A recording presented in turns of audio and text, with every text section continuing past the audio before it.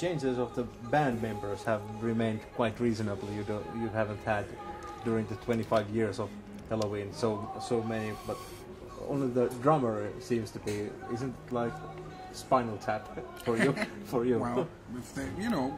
Well, I mean, now Mikey said lately that this is like the longest lasting Helloween band ever.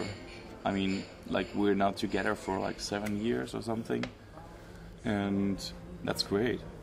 That's great. It's working out great, and it seems like it will do in the future. So it's basically not that much changing anymore. No, but then when you start off doing music, when I first thought being in a band, you see the whole thing as a gang, you know.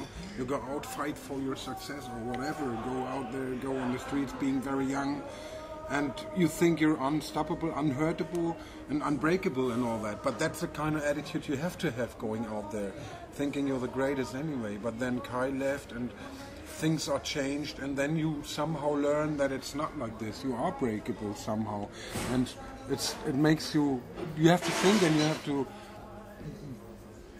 think about the next step, what you're going to do with that band. Are you quitting, or are we doing it with different people, or are we changing a little? You have to.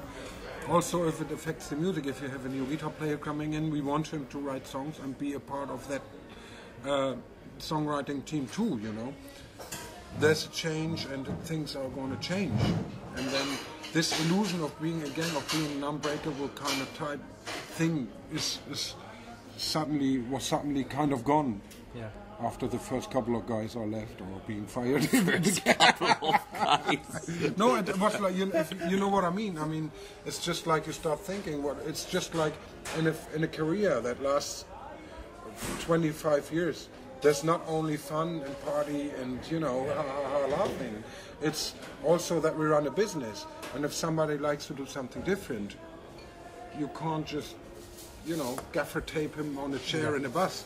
You know, you got to let him go if he wants to do something different. Yeah. Or if we don't agree with what somebody's doing within Helloween, then we got to say goodbye, you know. And then this is all decisions you have to make, and you think about this. But then you have to think about how do we go ahead, trying different people and changing the band. It's always going to be a change, but we want to change it to the better then, you know. It's the old Helloween, all right, that was fine, but then now we do something new, look ahead, look forward. And basically it's like back then at the kindergarten, if someone was an asshole, nobody wanted to play with him, right? Yeah. So basically if you have like this professional structure and this professional space we're in, it should work, and it can't work if you have like weird people in the structure who are working against the structure. So we should work in one direction, and as long as it's working that way and everybody gets along, it's a long-lasting band, you know. It's not always easy because certain people have different vision what Helloween was supposed to be in the past in their heads, you know. But that's what we didn't agreed with, so we have to make a change. And people change sometimes. If you feel something is wrong, then you need to have a change, or the whole thing breaks together, collapses. Yeah.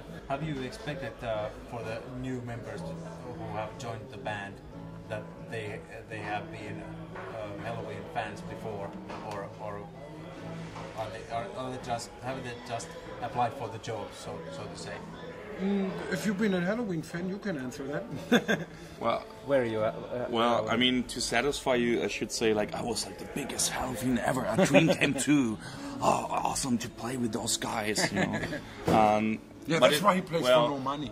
I mean, to tell you the truth, it must have been weird for Marcus, for example, because he's sitting here, to see me coming into the rehearsal room with short hair, jumping out of kind of a boy band, you know, with my like multicolored guitar, coming in and playing Helloween tunes with them. It was like a weird picture, you know, and I had to find my place again in this heavy metal scene. I was there before, with Freedom Call, but then I wanted to go some other direction, artistical wise. I wanted to do something else, and I did. And for that, I even changed like my whole life. Everything was different, like even my looks. So I came to Helloween with like short hair, different attitude. Let's say that way. It was a lot it must have been weird. So to answer your question, I was obviously no speed metal fan, but I knew what it was about, and it was one part of my iTunes library I like. So, as a matter of fact, I knew what it's about. I knew how to write songs into this direction, and I knew what a band needed when we were doing the Rabbit album, for example. So I had a couple of song ideas already done in this direction, and that's where we started working out together. And yeah, and then you get into this mood again, and you see like, oh, that's metal, and I want to do this, and and then you change your expression as well in that way. Yeah, but then we need people. We want people to be involved in the songwriting, as I said, and then, of course, being in a band like Helloween, you start writing like like it's a song for Helloween, and if we work all together on it, it becomes an Helloween. You should know what it's about, yeah. And that was fact because of the Freedom Call days. I knew what it's about. It's like it was alike. The music was alike, so I knew what it was about. And they were like pretty open. So I remember Waiki sending me all records. I had not one Helloween record. So I knew 2 songs. I knew Dr. Steen and I knew March of Time. That's the 2 songs I somehow heard in my youth time. And he was sending me like all the records, and I was talking with him on the phone for hours. I mean, it was like, this song, and then I did this song, and then we had this, and then Hansen did this, and Kiske did this, and now I know like the whole history. And it was, in the end, it was pretty important for me as a non-fan to know all of this. And so, yeah. But I think I did a great job. It just needed a little color, some flowers, Looking good. Obviously, everything worked. He needed a little love. Yeah. Everything worked fine because now you got the job. You already said that you actually applied for the job. You had an opening and you went for it. What was it? The Helloween had an opening and you went for it and applied for the job. Actually, it's not like people think it is. It's not like going there and having some audition as people think it may be. Like they wanted, and that's what I understood, they wanted someone who is different. I mean, the whole band has different characters. It's not like the typical fan band. People, you must look like this, and then you must play like this, and then you're like a great heavy metal musician. That's not the way the band is. The band is very open-minded when it comes to that.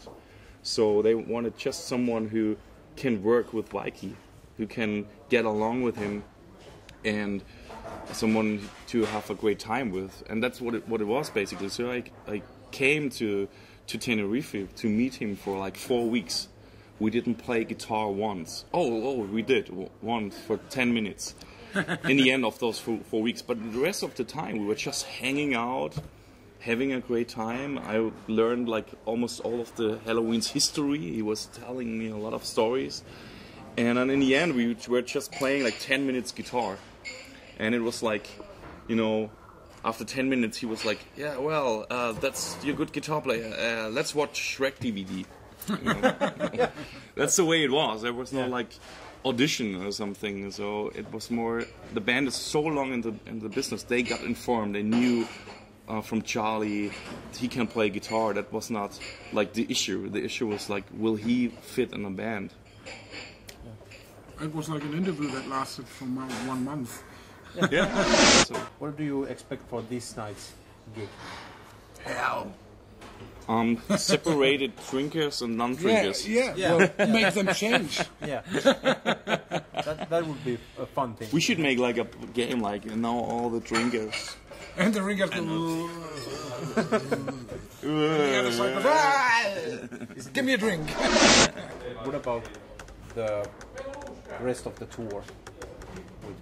What do you? Is there a lot of places where you have already been, or are all the places familiar to you? Or Most of them.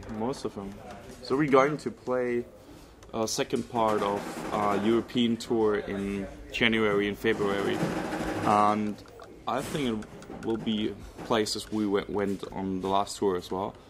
And then we're doing Japan. There will be like 1-2 cities we didn't play the last couple of tours. China will be pretty new. Will be very interesting for this time. Taiwan. have you been in China before? Or is it- No.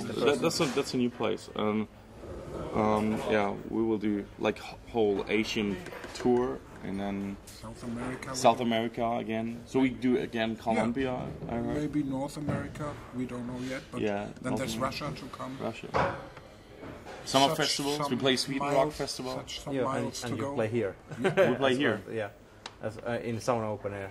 In sauna open, eh? Yeah. Is it called sauna open? Yeah, we went All once. right. We were Yeah. playing there once. Awesome. Awesome, dude. Awesome. Awesome, dude. More secrets you wanna hear? Yeah, if you wanna, It costs a little more then. yeah. Marcus has a hairy back. And Sasha's shaving his arse.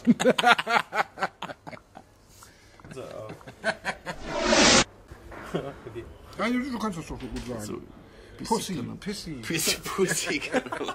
piss pussy. Oh, sorry, I didn't say that.